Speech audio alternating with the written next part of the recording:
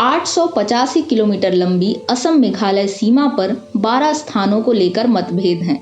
असम मुख्यमंत्री हिमंता बिस्वा शर्मा का कहना है कि अब तक दोनों पक्ष केवल अपने दावों को मजबूत करने का प्रयास करते रहे, इसलिए सीमा विवाद सुलझ नहीं पाया।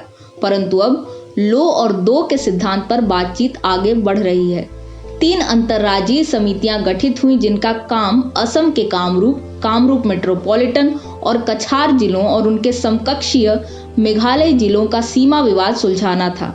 माह भर पूर्व इन समितियों ने अपने सुझाव दे दिए हैं, जिसके तहत 6 क्षेत्रों में 36.79 वर्ग किलोमीटर की विवादित भूमि में से 18.28 वर्ग किलोमीटर भूमि मेघालय और 18.51 वर्ग किलोमीटर भूमि असम को मिलनी चाहिए।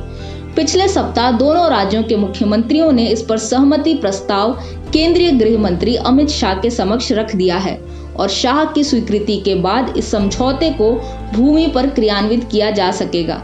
शेष 6 विवादित क्षेत्रों के निपटान के लिए भी दोनों राज्य इसी प्रकार की समितियां गठित करेंगे।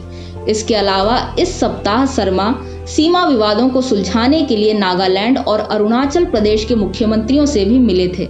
इन राज्यों के विवाद सर्वोच्च न्यायालय में लंबित हैं, लेकिन तीनों राज्यों ने न्यायालय के बाहर ही विवाद निपटान पर सहमति व्यक्त की। जमीनी सर्वेक्षणों के बाद समितियां गठित की जाएंगी, जो दोनों पक्षों के दावों को सुनेगी, मानचित्र व पुराने रिकॉर्डों का निरीक्षण करेगी और अपने सुझाव देगी। इसके अलावा असम के सीमा क्षेत्र विकास मंत्री अतुल बोरा मिजोरम के गृह मंत्री के संपर्क में हैं।